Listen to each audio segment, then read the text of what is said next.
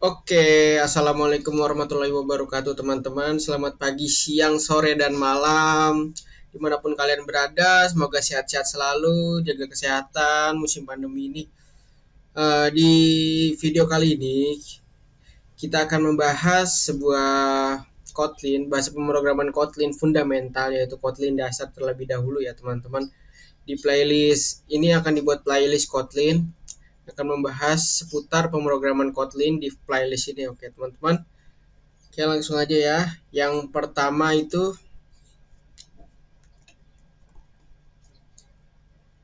nah, yang pertama apa itu Kotlin ya nggak? Kotlin itu bahasa pemrograman ya.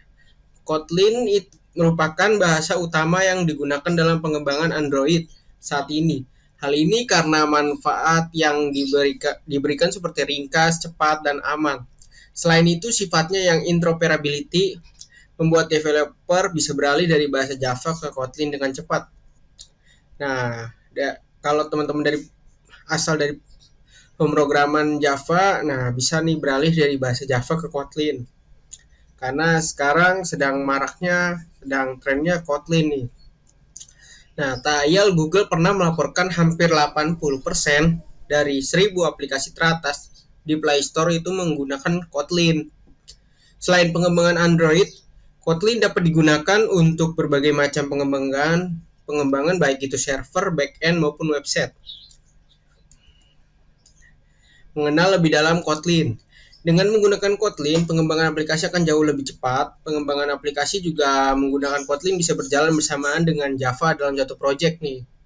Bisa berjalan bersamaan. Kotlin menjadi bahasa resmi yang direkomendasikan dalam pengembangan Android. Oke. Nah, pada tahun 2010 lalu, JetBrains memulai sebuah project open source baru nih yang terbuka. Project ini merupakan sebuah bahasa pemrograman statically type yang menargetkan JVM, Android, JavaScript, dan native. Nah, Kotlin, nama sebuah pulau di Rusia, menjadi inspirasi oleh tim pengembang untuk ditetapkan sebagai nama bahasa pemrograman tersebut. Oh, Kotlin itu nama sebuah pulau di Rusia awalnya ya, menjadi inspirasi oleh tim pengembang untuk ditetapkan sebagai nama bahasa pemrograman. Mungkin karena pulau tersebut terletak tidak jauh dari markas tim programmer di JetBrains nih, perusahaan JetBrains, yaitu di Saint Petersburg, Rusia. Bahasa Kotlin pertama kali dirilis pada bulan Februari 2016 dengan versi 1.0. Saat ini sudah mencapai versi 15 per rilis 14 Juli 2021. Tapi saat ini saya lihat versi berapa? Iya mungkin ini ya. Lanjut ya. Nah, di balik kemajuan pesatnya Kotlin, terdapat pengembang hebat nih dan kreatif dari JetBrains. Kotlin dikembangkan oleh lebih dari 50 developer. Nah, pimpinan Andrei Breslev nih fotonya nih, teman-teman. Mereka semua terinspirasi dari bahasa pemrograman yang sudah ada seperti Java, Scala, JavaScript, Cypress, dan juga Groovy. Apa yang membedakan? Salah satunya JetBrains memastikan bahwa Kotlin sangat mudah dipelajari. Sangat mudah dipelajari nih. Karena tergolong proyek open source, Kotlin dapat bebas kita gunakan secara gratis. Kotlin dikembangkan di bawah lisensi Apache 2.0 dan kode sumbernya bisa kalian akses di laman GitHub. Kita pun bisa berkontribusi dengan mengirimkan pull request ke repositorinya. Kita kalau apabila ingin berkontribusi ke Kotlin ya nih, kode sumbernya bisa kunjungi GitHub-nya ya.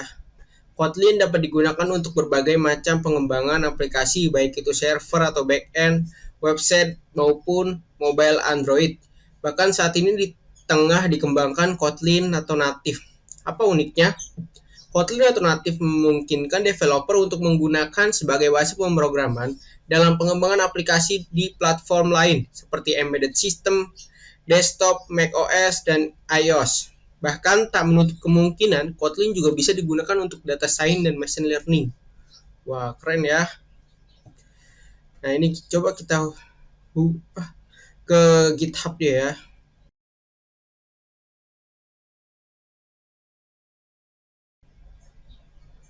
GitHub. Nah ini nih, ini teman-teman GitHub-nya nih, buka di link tab baru.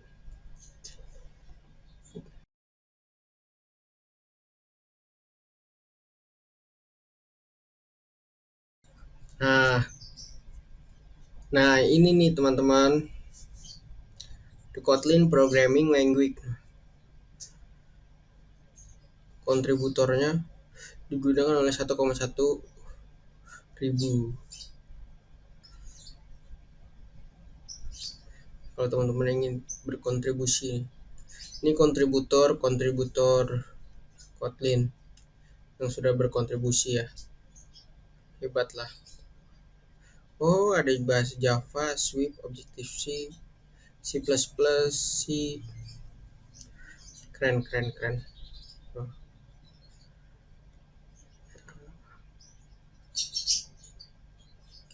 Oke. Ini teman-teman GitHub-nya ya. Oke lanjut.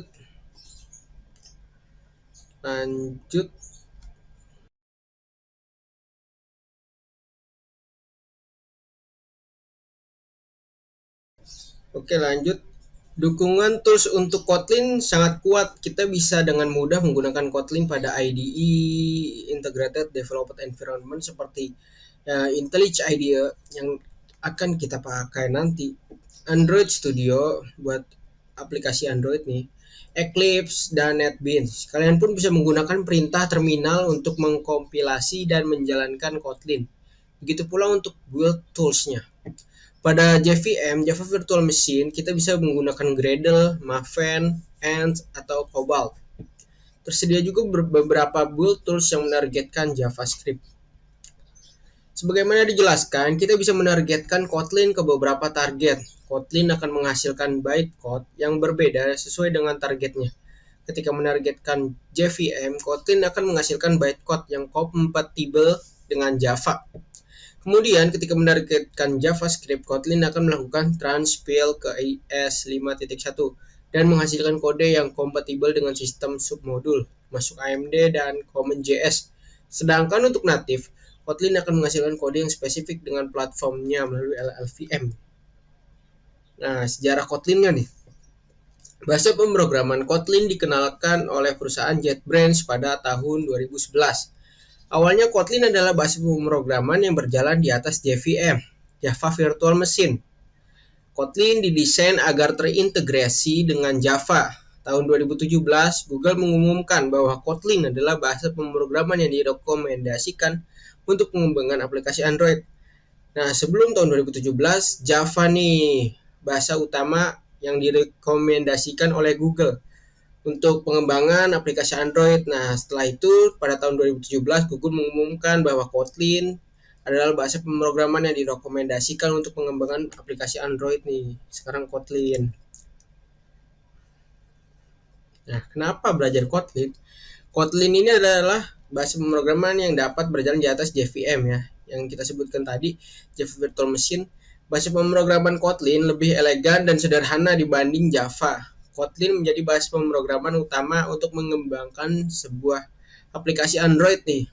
Spring ini adalah framework backend Java terpopuler. Sekarang sudah mendukung Kotlin juga nih. Oke, terima kasih.